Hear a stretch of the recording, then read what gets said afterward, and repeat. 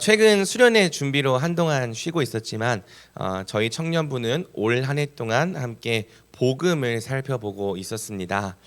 복음이란 여러분 무엇이라 생각합니까? 복음을 굉장히 다양한 말로 정의하고 표현할 수 있지만 복음을 좀 가장 넓게 정의할 수 있는 말은 삼위 하나님에 관한 소식이다.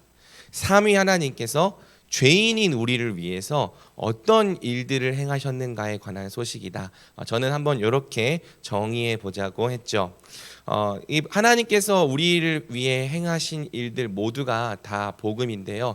여기에는 하나님께서 이미 우리를 위해 이루어 놓으신 이 객관적 구원의 복음이 있고요.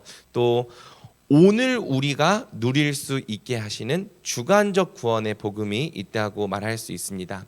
우리는 흔히 복음을 배울 때 창조와 타락, 또 십자가와 부활 등 객관적 복음을 중심으로 복음을 배웁니다. 그리고 오늘 우리가 그 복음을 통해 무엇을 누릴 수 있는가에 대한 이 주관적 복음은 그냥 우리가 예수님 믿으면 행복하게 살 수 있다.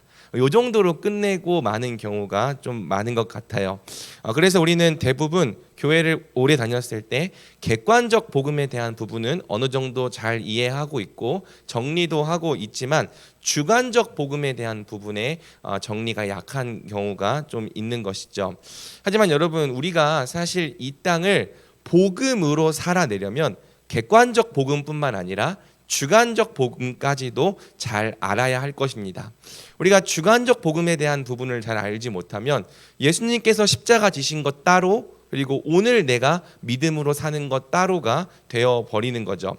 믿음 이후의 삶을 그저 예수님을 믿으면 복되게 살 수 있다, 그 정도로 끝내는 것이 아니라 예수님을 믿으면 우리 안에 어떤 변화가 생기는지, 그리고 그 변화가 우리를 정말 어떻게 복되게 살게 하는지까지를 알아야지만 우리가 매일매일 하루하루를 복음으로 살 수 있는 것입니다.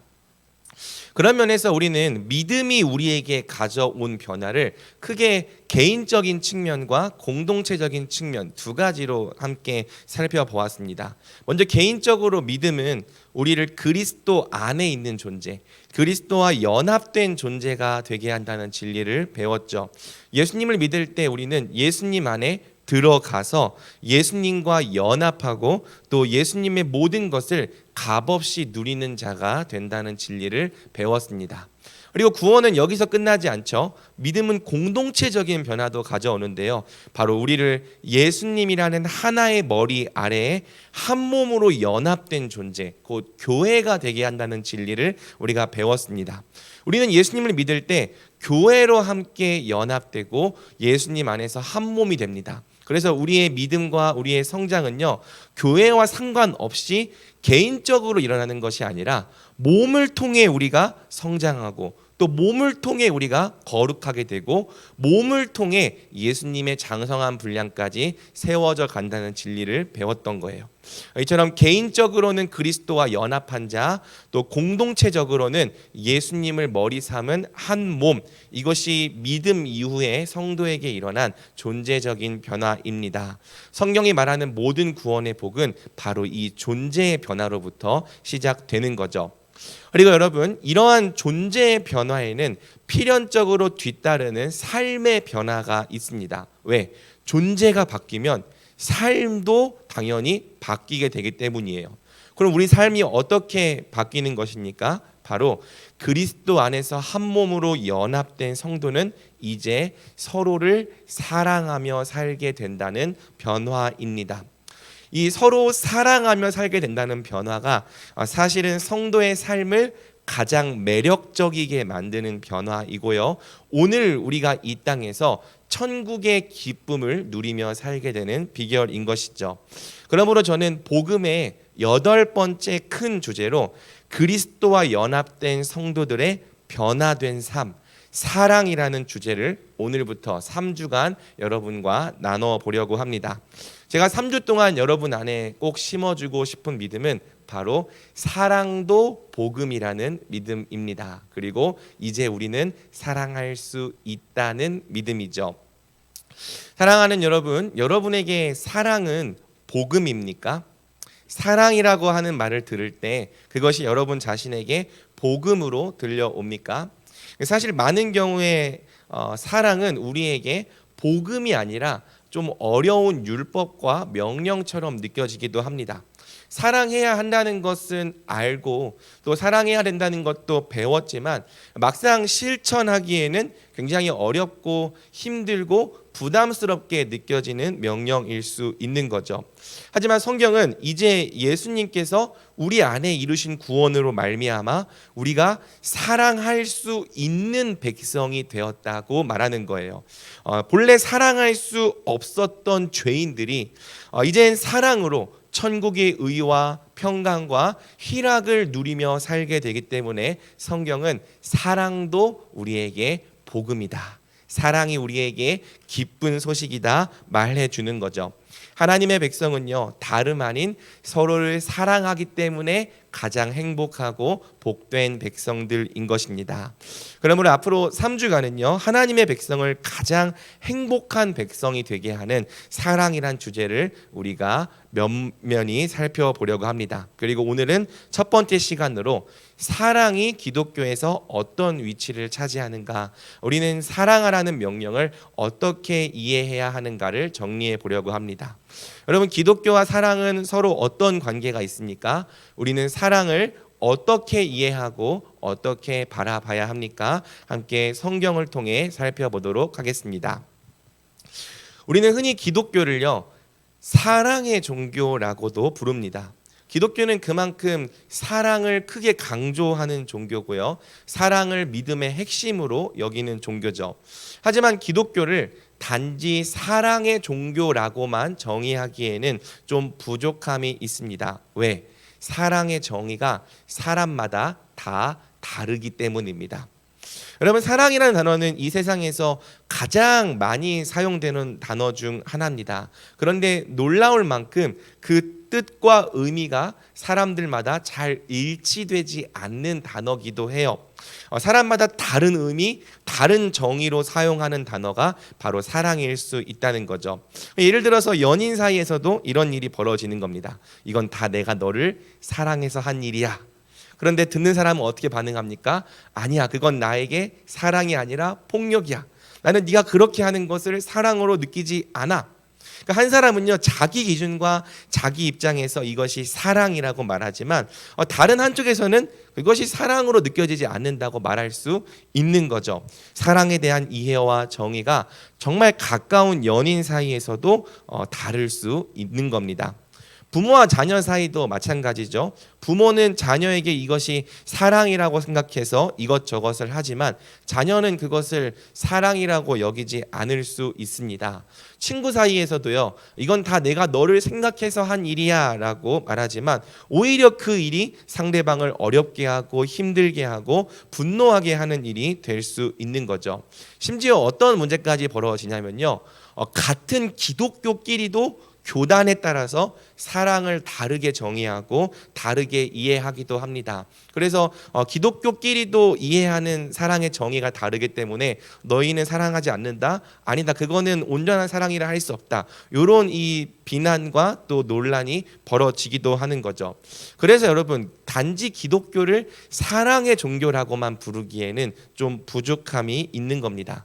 만약 우리가 기독교를 사랑의 종교라 부르기 원한다면 그 사랑은 과연 어떤 사랑을 말하는 것인가에 대한 정의가 반드시 필요한 것이죠.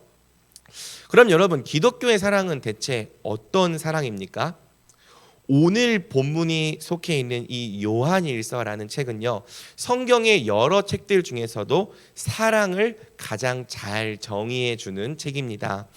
그리고 요한일서는요, 기독교의 사랑을요 어떻게 정의하냐면 바로 진리와 함께하는 사랑, 그리고 진리 안에서 행하는 사랑으로 한정해 주는 것이죠.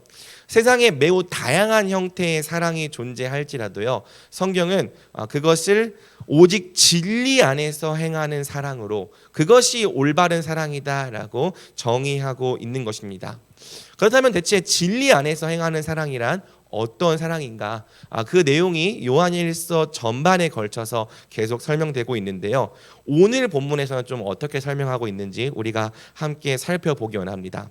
오늘 본문에서 사도 요한은요, 우리에게 서로 사랑하자라고 말하면서 그 이유를 다음과 같이 설명하는 거죠. 우리 7절에서 8절 함께 읽어보겠습니다. 시작. 사랑하는 자들아, 사랑하는 자마다 하나님으로부터 나서 하나님을 알고 사랑하지 아니하는 자는 하나님을 알지 못하나니 이는 하나님은 사랑이심이라. 아멘. 여러분, 요한은 우리가 서로 사랑해야 한다고 말합니다. 그런데 왜 사랑해야 합니까? 사랑은 하나님께 속한 것이니 이는 하나님은 사랑이심이라. 바로 하나님이 사랑이시기 때문이라는 거죠. 그런데 여러분, 우리가 여기서 좀 잘 봐야 될 부분이 있습니다. 여기서 요한은요, 하나님이 사랑이 많으신 분이다, 사랑이 많으시다라고 이야기하지 않습니다. 그럼 어떻게 얘기합니까? 하나님은 사랑이시다. God is love. 하나님 자체가 사랑이시다라고 말하는 거죠. 여러분, 이게 무슨 말이냐면요, 하나님의 존재 자체가 사랑이라는 거예요.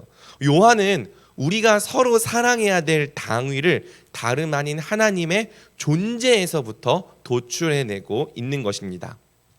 여러분, 이 말씀에서 기독교 사랑의 가장 놀랍고 독특한 특징이 드러납니다. 바로 사랑의 본질은 하나님의 존재적인 특징이라는 거죠. 성경은 하나님의 존재가 사랑이라고 말하는 거예요. 하나님께서 존재하시는 방식과 본질 자체, 그것을 지금 사랑이라고 말하는 거죠.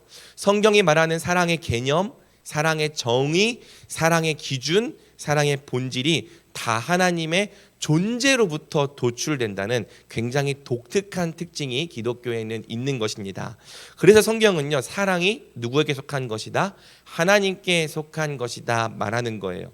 사랑을 말하면서 하나님을 말하지 않을 수 없고, 또 하나님을 말하면서 사랑을 말하지 않을 수 없다고 말하는 거죠. 하나님은 사랑이시다. 바로 이 한 문장 안에 기독교 사랑의 본질을 이해하는 아주 중요한 열쇠가 들어 있는 것입니다. 그렇다면 여러분, 도대체 하나님은 어떻게 존재 자체로 사랑이실 수 있는 걸까요? 어떻게 하나님의 존재 방식이 사랑이 되는 걸까요? 여러분, 우리가 이 질문에 대답하기 위해서는 좀 어렵지만 한 분이시면서 삼위로 존재하시는 삼위일체 하나님을 알아야 하는 거죠. 하나님은 한 분이시면서 동시에 삼위로 계시기 때문에 존재 자체로 사랑이실 수 있다는 것입니다. 여러분, 우리가 함께 고백하듯이 하나님은 한 분이십니다. 그런데 만약 하나님이 단지 한 분이시기만 한 존재라면요, 그분을 존재 자체로 사랑이라고 말하기는 어려울 거예요. 왜? 사랑에는 반드시 사랑의 대상이 필요하기 때문입니다. 만약 하나님께서 단지 한 분이시기만 한다면 영원전 홀로 계셨을 때는 사랑할 대상이 없으셨을 거예요. 그럼 그때에는 하나님께서 사랑할 대상이 없으시기 때문에 존재 자체로 사랑이라 말하기는 어려운 거죠.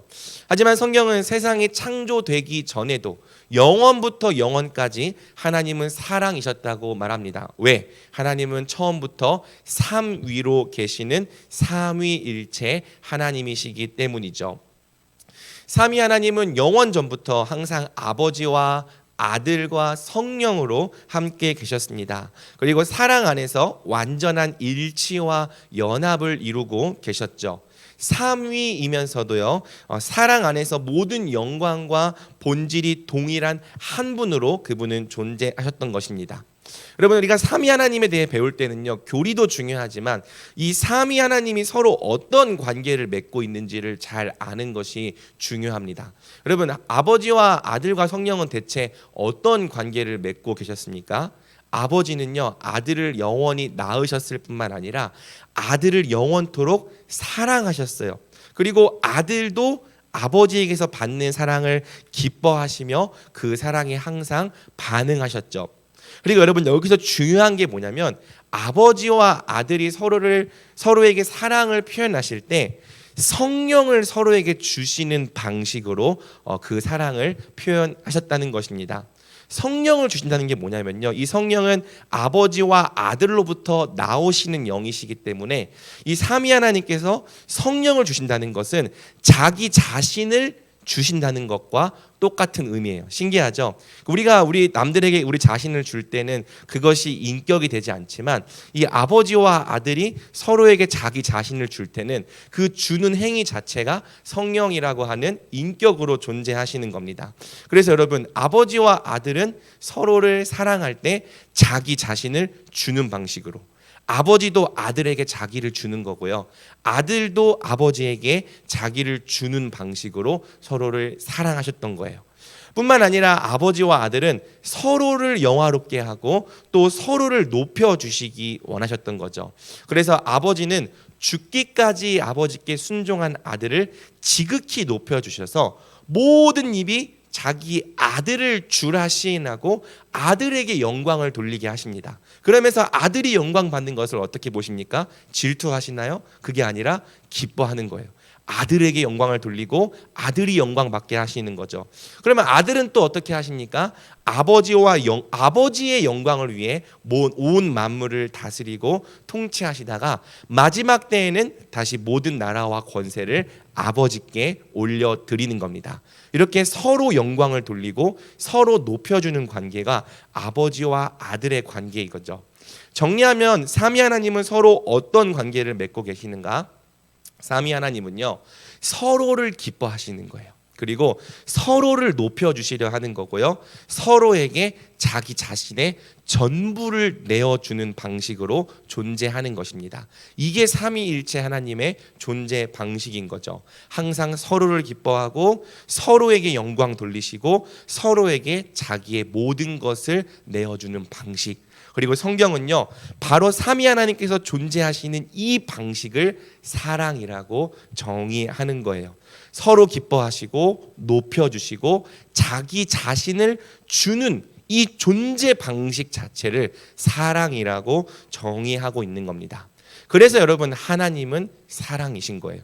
삼위 하나님께서 맺고 계신 이 기쁨과 사랑과 행복의 관계가 세상에 존재하는 모든 사랑의 원형이 되는 거죠. 그래서 성경은 사랑이 하나님께 속한 것이고 하나님이 바로 사랑이시다 선언하고 있는 것입니다. 사랑하는 여러분, 하나님의 존재가 사랑이시라면 당연히 그분께서 행하시는 모든 일들도 다 사랑이시겠죠. 왜? 존재가 사랑이면 행위도 사랑이 되는 거예요. 또 하나님께서 행하시는 모든 일들의 목적도 무엇이 되겠습니까? 사랑이 되는 겁니다. 하나님께서 이 세상을 창조하신 목적, 사랑이죠. 이 세상을 창조하시는 그 행위 자체도 사랑이었습니다. 또한 하나님께서 이 세상을 다스리시는 목적, 사랑이시죠. 또 다스리시는 그 방식 자체도 사랑이신 거예요. 하나님은 사랑으로 이 세상을 다스리시되 사랑을 통해 하나님의 의를 성취하시는 그런 세상을 우리에게 주시기 원하셨던 거죠. 그리고 중요한 것은 하나님께서 바로 우리 사람을 창조하신 목적도 사랑, 그리고 우리를 창조하시는 그 과정과 행위도 사랑이었다고 성경은 말하는 것입니다. 하나님은 우리를 사랑으로 창조하신 거죠. 이 세상 그 어떤 피조물보다도 귀하게 그분의 형상과 그분의 호흡으로 우리를 창조하신 겁니다. 그리고 우리를 창조하신 목적도 뭐예요? 사랑이에요. 하나님은 우리도 삼위일체 하나님의 형상을 반영하는 모습으로 창조하신 거죠.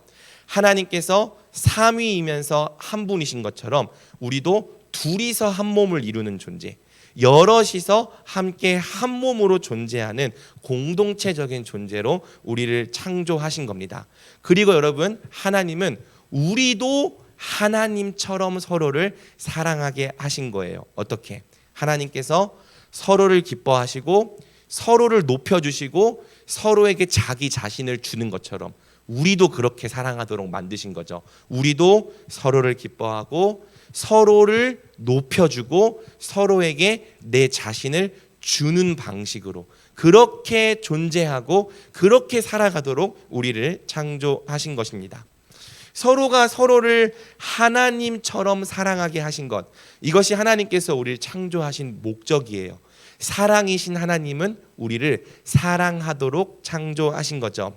그래서 여러분, 성경은 우리가 하나님과 가장 닮은 모습으로 서로 사랑하는 것을 다음과 같이 말하는 것입니다. 레위기, 내 이웃 사랑하기를 내 자신과 같이 사랑하라. 또 내 이웃 사랑하기를 내 몸과 같이 하라. 여러분, 내 이웃을 내 자신과 같이 사랑하라. 여러분, 이 말씀을 평소에 우리가 어떻게 이해했습니까?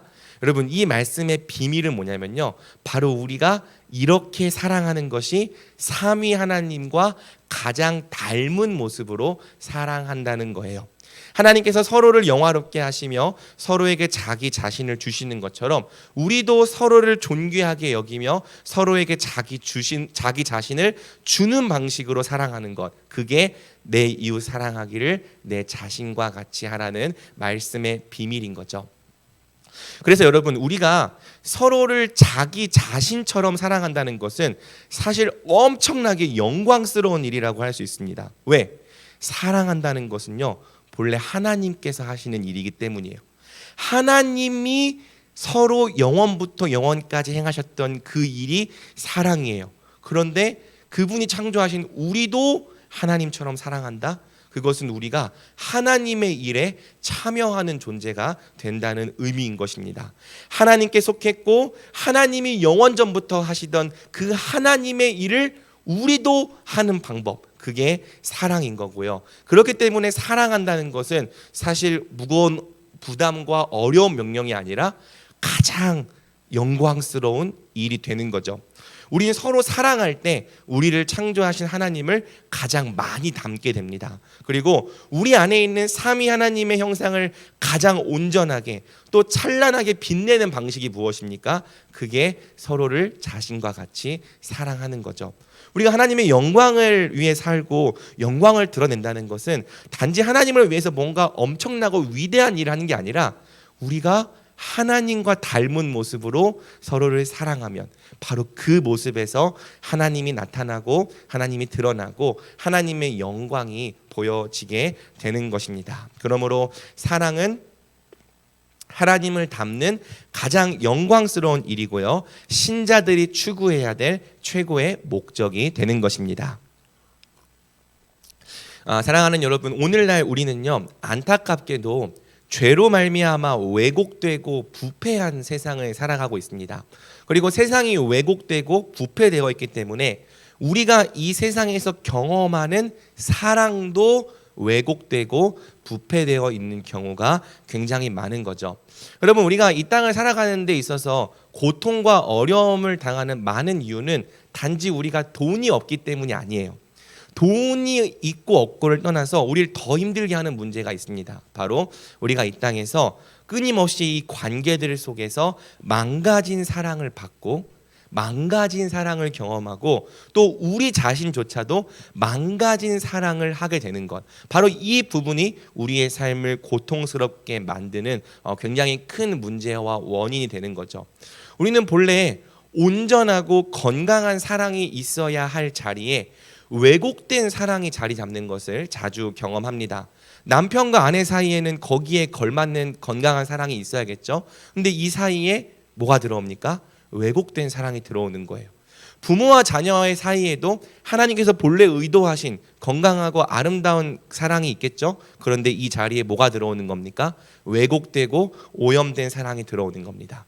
친구와 친구 사이에도 그런 사랑이 들어오고요, 또 상사와 부하 사이에도, 또 직장 동료 사이에도 우리의 관계 속에 왜곡되고 오염된 사랑이 들어오는 것을 우리는 경험하게 되는 것이죠. 그리고 왜곡되고 오염된 사랑은 우리 삶을 어떻게 만듭니까? 우리 관계를 오염시키는 거예요. 우리 관계를 파괴하고 우리의 관계를 병들게 하는 겁니다. 그래서 하나님께서 본래 의도하신 삶은 우리가 건강한 사랑으로 관계 안에서 기쁨을 누리는 건데, 우리의 관계가 왜곡된 사랑으로 오염되고 병드니까 이 관계가 우리에게 기쁨을 주는 요소가 아니라 도리어 우리에게 고통을 주고 죄의 쓴 열매를 맛보게 하는 그런 통로가 되어버리는 것을 우리가 보게 되는 거죠. 여러분 계속 강조하지만 하나님 안에서 보여진 온전한 사랑은요, 그 중심이 내 자신이 아니라 누구에게 있습니까? 남에게 있습니다. 상대방에게 있어요. 내 자신보다 다른 사람의 유익을 먼저 구하고요, 또 상대방에게 내 자신을 기꺼이 내어주는 것이 본래 하나님께서 우리에게 보여주신 참된 사랑의 방식입니다. 하지만 죄는요, 바로 이 사랑의 중심을 바꿔놓는 거죠. 어떻게 바꿔놓습니까? 상대방에게서 내 중심으로. 본래는 상대방을 향해야 될 사랑의 방향을 내 자신을 향하도록 역전시켜 놓는 것입니다. 그래서 여러분, 죄로 말미암아 왜곡되고 오염된 사랑의 가장 중요한 특징이 무엇입니까? 성경은 그것을 자기 사랑이라고 말하는 거죠.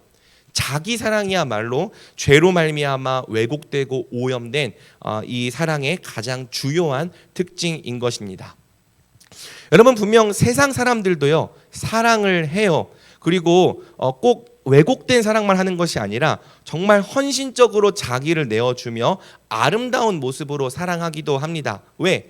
하나님께서 세상에 남겨두신 일반 은총이 있기 때문이에요. 그래서 하나님을 모르는 사람들도요, 어느 정도까지는 참된 사랑에 가까운 모습으로 사랑할 수 있는 겁니다. 하지만 문제는 무엇입니까? 그 사랑이 바로 자기 사랑이라고 하는 이 죄성에 의해서 쉽게 오염되어지고 변질되어진다는 거죠. 여러분, 이제 막 연애를 시작한 연인들의 모습을 한번 보시기 바랍니다. 여러분 중에 혹시 이제 막 연애를 시작하신 분 계십니까?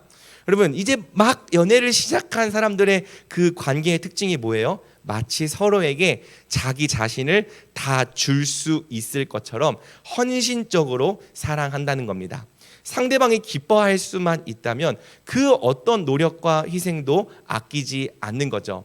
그래서 이제 여자친구를 집에 데려다 주고 다시 내 집까지 오려면은 여자친구 집까지 1시간 거리, 또 내 집까지가 1시간 거리인데 우리 연애 초기에는 어떻게 합니까? 자, 우리 집 1시간이니까 따로따로 가자, 이렇게 하는 사람 있습니까?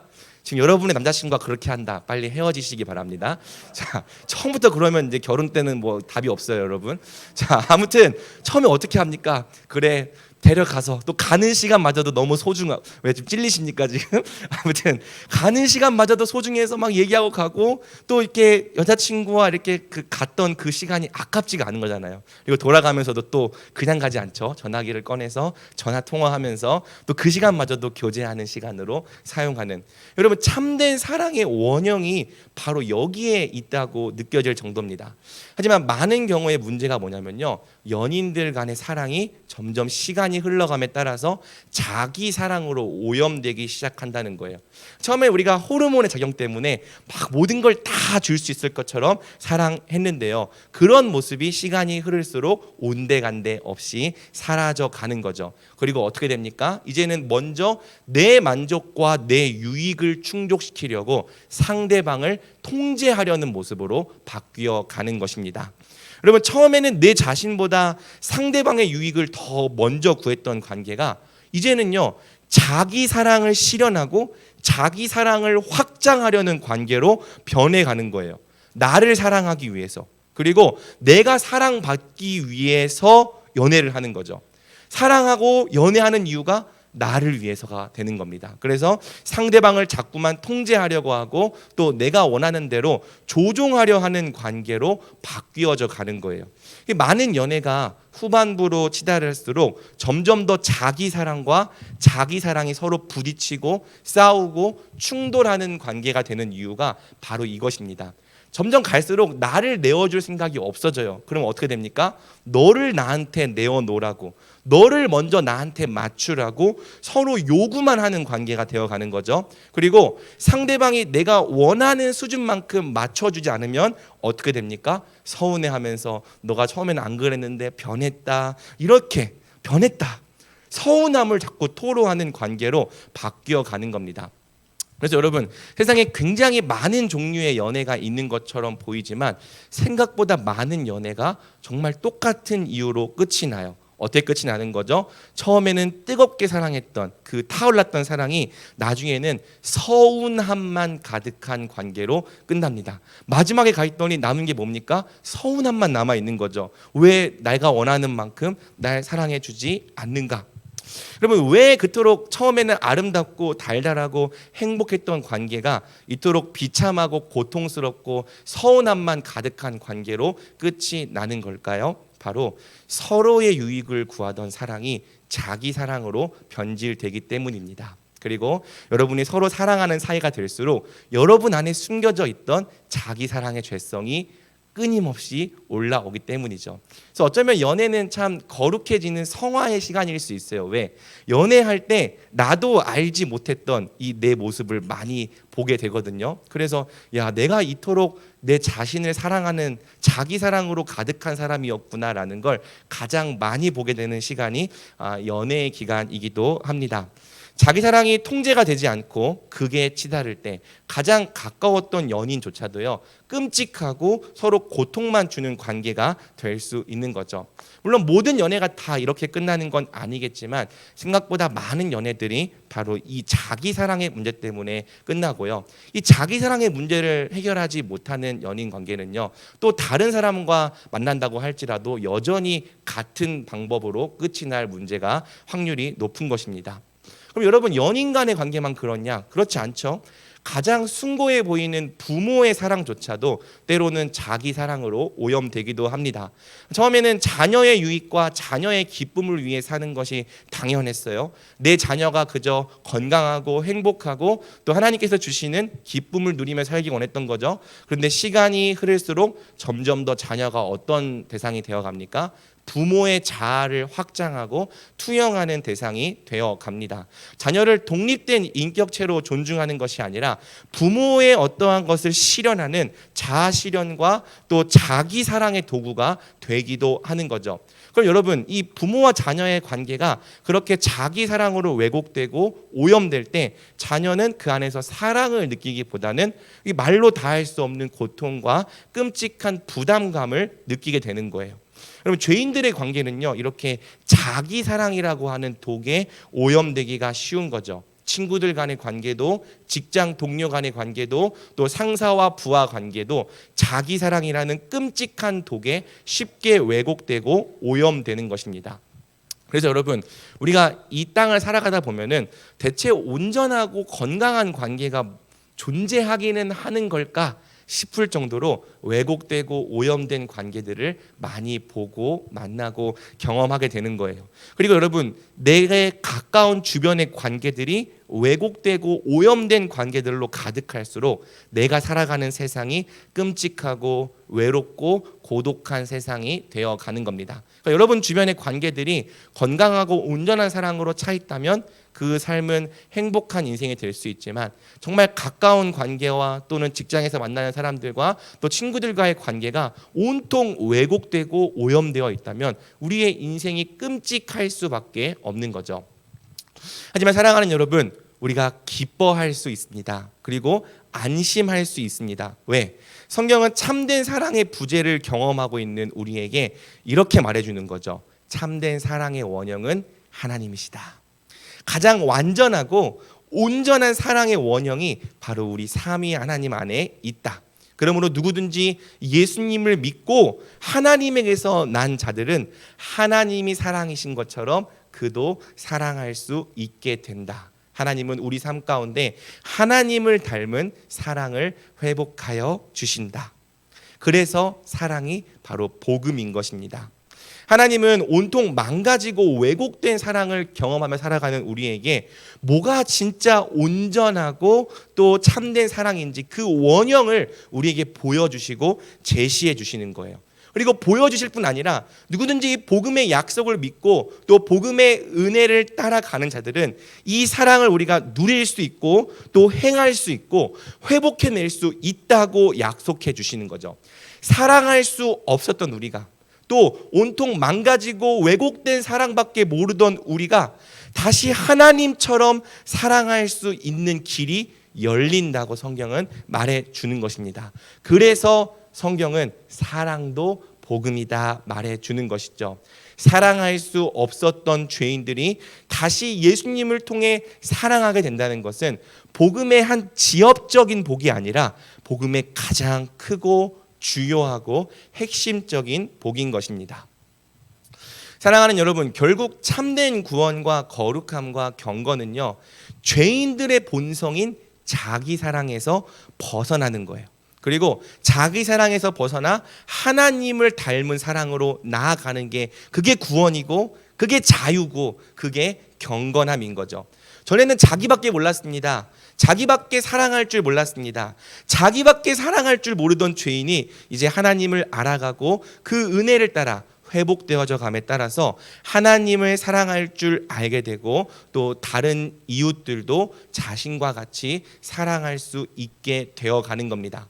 온통 왜곡되고 오염된 사랑으로 가득하던 내 주변의 관계들을 이제는 하나님을 닮은 사랑으로 회복하고 바꾸어가고 채워나가는 것, 그게 바로 우리가 누려야 될 구원의 복이고 또 성화의 은혜인 것이죠. 우리가 자기를 부인한다고 말할 때요, 그것은 다름 아닌 자기 사랑을 부인하라는 명령이라고도 이해할 수 있습니다. 성령의 능력과 은혜로 말미암아 자기 사랑의 죄성을 끊임없이 부인하고 하나님과 이웃을 사랑하는 자리로 나아가는 것이 사실은 신앙생활의 핵심인 거예요. 따라서 자기를 부인하며 끊임없이 사랑하는 자리로 나아가려는 그 몸부림이 없는 신앙은요, 그게 정말 참된 신앙인지를 우리가 다시 점검해 봐야 하는 것이죠. 우리가 예수님을 믿고 구원받을 때 누리게 될 가장 큰 복은 단순히 이 땅에서 돈 잘 벌고 아프지 않고 성공하는 그런 복이 아닙니다. 예수님을 믿을 때 누릴 가장 큰 복, 세상에 흉내낼 수 없는 진짜 하늘의 신령한 복, 바로 사랑할 수 없었던 우리가 사랑할 수 있게 되는 복입니다. 사랑을 모르고 사랑에 무능력하던 우리가 이제는 우리의 모든 관계를 하나님 닮은 사랑으로 채워나갈 수 있게 되는 것, 이것이 바로 우리가 경험하고 누려야 될 진짜 구원의 능력인 거죠. 하나님의 백성은요, 사랑하기 때문에 아름다운 백성입니다.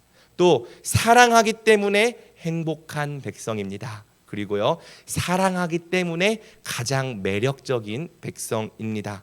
하나님께서 우리에게 주시려는 복은요, 다름 아닌 사랑할 수 있는 복이고요, 또 사랑받으며 사는 복인 것이죠. 그러니 여러분, 우리가 이 비밀을 진짜 안다면 이제 서로 사랑하자라는 이 명령을 무거운 율법이 아니라 복음으로 들으면 좋겠어요. 여러분을 힘들게 하는 의무와 명령이 아니라, 이것이 우리를 가장 복된 삶으로 초청하는 복음이구나, 은혜구나, 우리가 그렇게 이해하면 좋겠습니다. 하나님을 닮아서 하나님과 같이 서로를 사랑하는 삶은요, 세상에서 가장 아름답고 복되고 영광스러운 삶입니다. 가장 사람다운 삶입니다. 반대로 사랑하지 않는 삶은요, 그가 뭘 가졌든 가장 빈곤하고 초라한 삶입니다.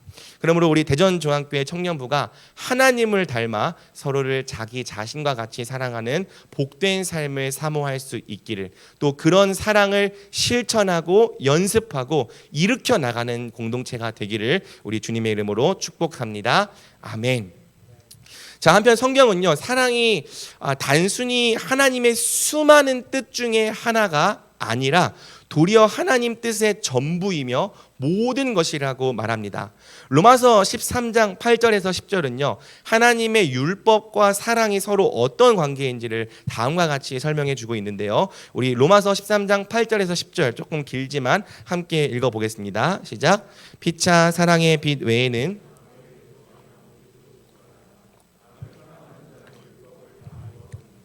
간음하지 말라, 살인하지 말라, 도둑질하지 말라, 탐내지 말라 한 것과 그 외에 다른 계명이 있을지라도 내 이웃을 내 자신과 같이 사랑하라 하신 그 말씀 가운데 다 들었느니라. 사랑은 이웃에게 악을 행하지 아니하나니 그러므로 사랑은 율법의 완성이니라. 아멘. 여러분, 8절은 남을 사랑하는 자는 율법을 다 이루었다고 말합니다.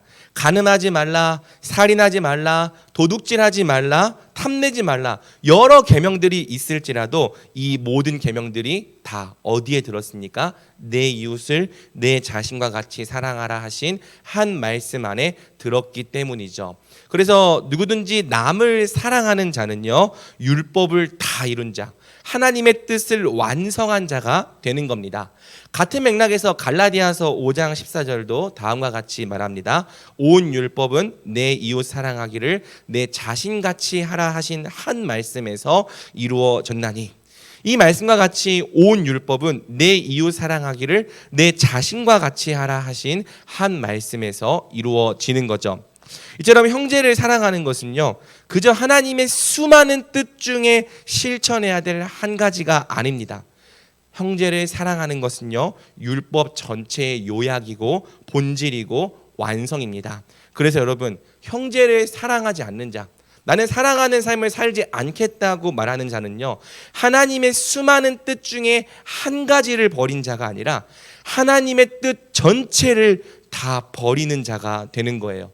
그리고 요한일서는요, 심지어 형제를 사랑하지 않는 자는 사실상 하나님을 알지 못하는 자요, 거짓말하는 자라고까지 이야기하는 거죠. 요한일서 4장 20절입니다. 누구든지 하나님을 사랑하노라 하고 그 형제를 미워하면 이는 거짓말하는 자니 보는 바 그 형제를 사랑하지 아니하는 자는 보지 못하는 바 하나님을 사랑할 수 없느니라. 이 말씀처럼 사랑은 하나님 뜻의 전부고 또 모든 것이고 우리가 순종해야 할 가장 높은 명령인 것입니다. 그러므로 사랑하는 여러분, 이제 우리는 우리의 믿음과 생각 안에서 사랑하라는 이 명령의 위치를 평소 생각하던 것보다 훨씬 더 높은 위치까지 끌어올리면 좋겠습니다. 기독교에서 사랑은 선택이 아니에요. 해도 되고 안 해도 되는 부분이 아닙니다. 힘써야 될 여러 가지 명령 중에 한 가지가 아닙니다. 도리어 사랑은 모든 것입니다. 우리가 함께 온 힘과 최선을 다해 뛰어들어야 할 가장 높은 명령입니다. 사실은 우리가 말씀 보는 이유도요, 또 열심히 기도하는 이유도요, 사랑하기 위해서인 거예요.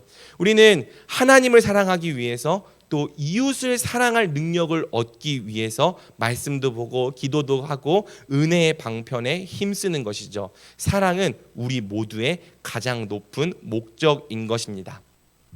하나님은 사랑이세요. 그래서 그분이 세우신 법도 전체가 다 사랑입니다. 그리고 사실은요, 사랑이 바로 의입니다. 사랑이 선이고요, 사랑이 거룩입니다. 하나님 나라는요, 사랑하기 때문에 선한 나라고 사랑하기 때문에 거룩한 나라예요. 그리고 사랑을 통해서 의를 성취해 가는 나라인 거죠. 그래서 여러분, 우리가 의와 선과 거룩의 개념도 다 사랑으로 바꾸면 좋겠습니다. 여러분, 누가 가장 의로운 자예요? 내가 뭔가를 했다는 자기의가 가득한 사람이 그게 의로운 자입니까? 아닙니다. 사랑하는 자가 가장 의로운 자예요. 누가 가장 선한 자입니까? 바로 사랑하는 자죠. 또 누가 가장 거룩한 자입니까? 바로 사랑하는 자가 가장 거룩한 자입니다. 신앙의 성숙함은 교회를 다니는 횟수로, 또 겉으로 보이는 경건의 모양으로, 또 교회에서 행하고 있는 사역의 양으로 드러나지 않습니다. 도리어 신앙의 성숙함은 항상 사랑의 정도와 사랑의 강도로 나타납니다. 가장 많이 사랑하는 자가 가장 성숙한 사람이에요. 또 가장 많이 사랑하는 자가 가장 하나님을 닮은 자죠. 반대로 사랑하지 않는다면, 그가 겉으로 얼마나 경건한 모습을 가졌든지, 또 얼마나 많은 지식을 가졌든지 다 종교적인 행위와 외식에 불과한 것입니다. 고린도전서 13장 말씀, 내가 사람의 방언과 천사의 말을 할지라도 사랑이 없으면 소리나는 구리와 울리는 꽹과리가 되고, 내가 예언하는 능력이 있어 모든 비밀과 모든 지식을 알고 또 산을 옮길 만한 모든 믿음이 있을지라도 사랑이 없으면 내가 아무것도 아니요, 내가 내게 있는 모든 것으로 구제하고 또 내 몸을 불사르게 내줄지라도 사랑이 없으면 내게 아무 유익이 없느니라. 아멘. 그러므로 우리 대전중앙교회 청년부가 사랑이 바로 하나님의 뜻 전부임을 믿고 힘써 사랑에 뛰어들어 보는 공동체가 되기를 간절히 소망합니다. 말씀을 맺겠습니다. 오늘 본문의 9절과 10절은 하나님이 사랑의 원형이실 뿐 아니라 직접 그 사랑을 우리에게 보여주셨다고 말합니다. 우리 요한일서 4장 9절과 10절을 함께 읽어볼까요? 시작.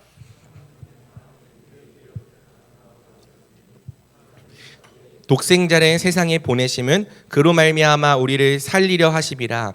사랑은 여기 있으니 우리가 하나님을 사랑한 것이 아니요 하나님이 우리를 사랑하사 우리 죄를 속하기 위하여 화목 제물로 그 아들을 보내셨음이라. 아멘. 서로를 기뻐하고 또 서로를 영화롭게 하고 서로에게 자신을 주시는 이 삼위 하나님의 사랑은요, 우리를 향해서 예수님의 목숨을 주시는 십자가 사랑으로 나타났습니다. 삼위 하나님은 우리에게 사랑하라고 명령만 하신 게 아니라 우리가 따르고 본받아야 될 사랑의 본을 우리에게 친히 보여주신 것이죠. 하나님을 떠난 우리를 다시 자녀 삼아 주시기 위해서 자신의 독생자를 버리신 것이 우리 하나님 아버지의 사랑이었습니다. 생명 없었던 우리를 다시 살리시기 위해서 자기 생명을 내어주신 것이 우리 주 예수 그리스도의 사랑이었습니다. 또 성령님은 아버지와 아들께서 우리에게 그분을 다 주셨다는 증거로서 오늘 우리에게 임하여 우리와 함께 하고 계시는 임마누엘의 하나님이신 거죠. 삼위 하나님은요, 사랑을 그저 말로만 명령하지 않으셨습니다. 도리어 예수님의 십자가 사랑을 통해 사랑을 보여주셨고 바로 그 사랑을 본받으라고 말하는 거죠. 그러므로 11절은 말해요. 사랑하는 자들아 하나님이 이같이 우리를 사랑하셨은즉 우리도 서로 사랑하는 것이 어떻습니까? 마땅하도다. 아멘. 하나님께서 우리를 이같이 사랑하셨다면 우리도 서로를 이같이 사랑하는 것이 마땅한 줄 믿습니다. 서로를 내 자신과 같이 사랑하는 것이 마땅한 줄 믿습니다. 그리고 우리가 이같이 사랑할 때 성경이 우리에게 하고 있는 약속이 있는 거죠. 우리 마지막 12절을 읽고 함께 찬양하고 기도하겠습니다. 같이 읽어볼까요? 시작. 어느 때나 하나님을 본 사람이 없으되 만일 우리가 서로 사랑하면 하나님이 우리 안에 거하시고 그의 사랑이 우리 안에 온전히 이루어지느니라. 아멘. 여러분, 우리가 서로 사랑하면요, 하나님이 우리 안에 거하시고 하나님의 사랑이 우리 가운데 온전히 이루어질 것입니다. 왜? 우리가 행하는 그 사랑이 바로 우리 자신에게서 난 사랑이 아니요 하나님께서 주신 사랑, 또 하나님에게서 난 사랑, 하나님을 가장 닮은 사랑이기 때문이죠. 그러므로 사랑하는 청년부 여러분, 우리 힘써 서로를 사랑합시다. 우리 대전중앙교회 청년부가 사랑으로 주님을 나타내고 사랑으로 하나님께서 주신 온전함을 이루는 공동체가 되기를 우리 주님의 이름으로 간절히 축복합니다. 아멘.